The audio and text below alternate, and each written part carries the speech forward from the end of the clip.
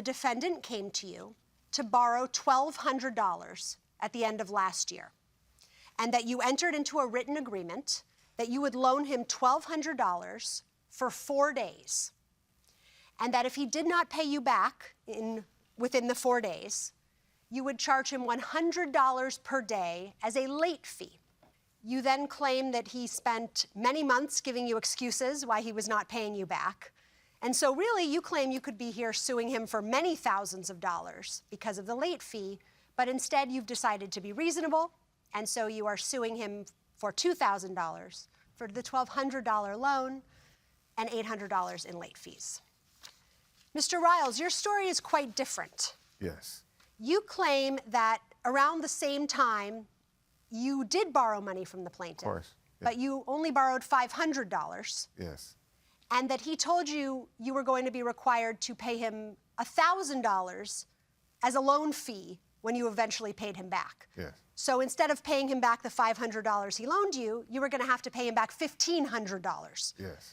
You claim that you then learned many months later that he was suing you for $2,000, not just the $1,500. Yes. And you subsequently discovered the laws against charging inordinate rates of interest and late fees. And so you believe that for charging you such an illegal amount, you basically should not have to pay him anything. So, Mr. Schlesinger, tell us how you met Mr. Riles. I met Mr. Riles when he was a boxer many years ago. And we entered into a management and a boxer contract with the state of California. How long did you manage him? Somewhere between 3 to 5 years, I'm not sure, it's a long time ago.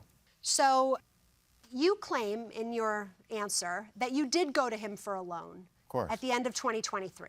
Yes, I did. Why did you do that? This last year was probably the worst year of my life. Yeah. My daughter and her husband and their children moved in with me.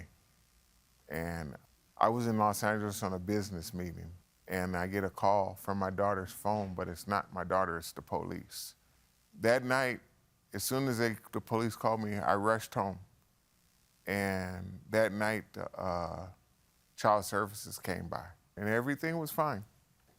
And the next day, they came and took all my grandchildren. And it was the hardest thing I've ever been through in my life.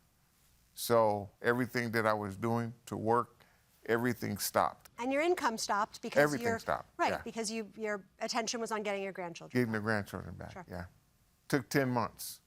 Got the grandbabies back. The supervisor wrote a report that they should have never took them. So it was really a tough time. So when I went to Jason to borrow the money, it was only because things were so hard for me. I mean, literally, I lost my house, I lost my car, I lost everything. I'm just now starting to get to the point where I can recover. And I never denied that I owed Jason, but I couldn't give him what I didn't have, and I didn't know it would take that long. I'm also a licensed realtor, so I signed my first deal. It's a $5 million house in Venice Beach. And for 8 months, I've been trying to get it closed between the seller and the buyer. And it's not happening. So I tell him what I believe, because I never had no intention not to pay him. All right. Mr. Schlesinger, tell us what happened when Mr. Riles came to you. Sounds like he trusted you after a number of years. Well, when he came to me, we wrote up an agreement. I paid him a $400 check, which I believe is in... Page 7 of yes. plaintiff's evidence. And also, I gave him $800 in cash because that account wouldn't have cleared. And the agreement was I needed that money back in that short time period because I had to do other things with it.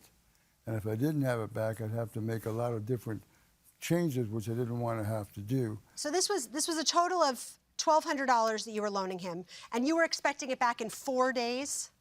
I was expecting it back in 4 days, and that was the understanding, or I would have never loaned it out because it had to go somewhere else.